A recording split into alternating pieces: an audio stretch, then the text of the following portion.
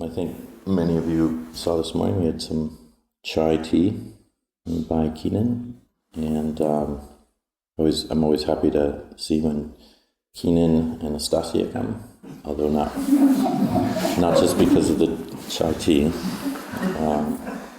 and also they're not required to come only with the two of them, but then I am kind of feeling sorry for Ben Linneman this morning. He's going to work with me because I'm having coffee and chai, so good luck with that.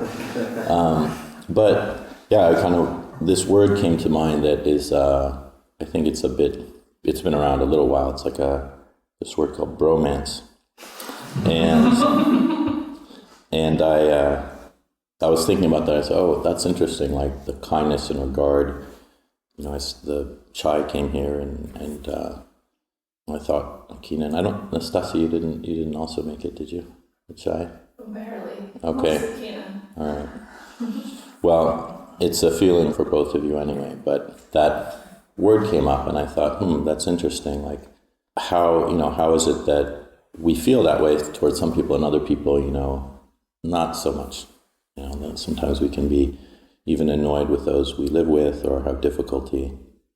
And yet we know that we have these feelings for some people in our lives that are like that.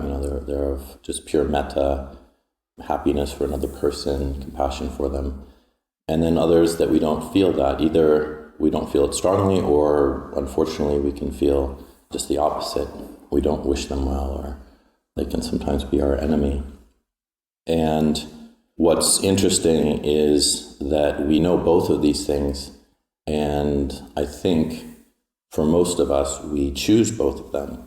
So we're still involved in a sense of knowing that we have positive feelings towards others and wishing them well, but we also know that there's those that we don't. And I think even those who are not Dhamma practitioners can see that when you harbor feelings of ill will and resentment and anger, it doesn't feel pleasant at all.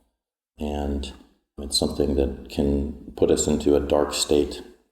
And the irony is that, again, as I was using this word choose, we choose this, so we don't have to engage in negative feelings towards others. We don't have to see people as our enemies.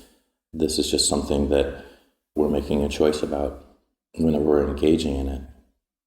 So just thinking about that, even though sometimes there is a pleasant aspect to anger, when you feel righteous anger towards somebody or some situation, there is this kind of feeling of I'm right and they're wrong, and we feel like we can rehearse that story over and over again.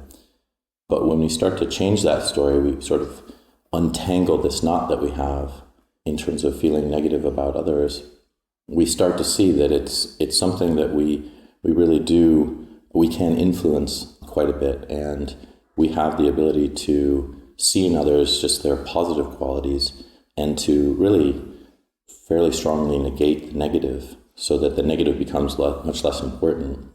And that sense of loving kindness towards another person, when we feel that for another person, we really do tend to not see so much negativity around them about their behavior or who they are. We forgive them much more easily. We feel compassion for their qualities that are not helping them or are hindering them in some way, and we often want to help them out of that.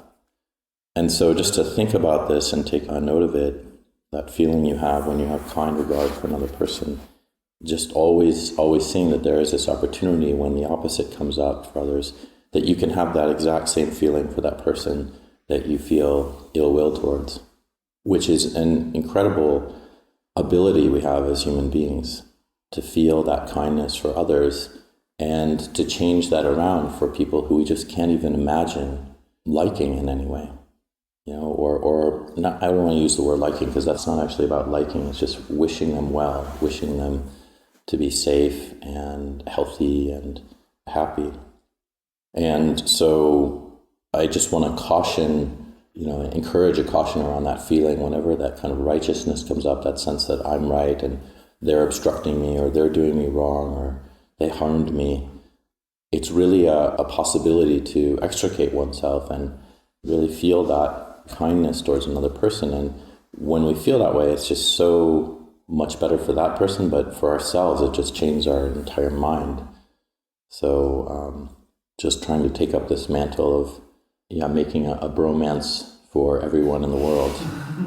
If you can feel that way towards everyone, then it will allow your mind to expand and really also take in and understand the Dhamma, because there won't be any more struggle against another person, and you can see and have a much clearer mind. You want to?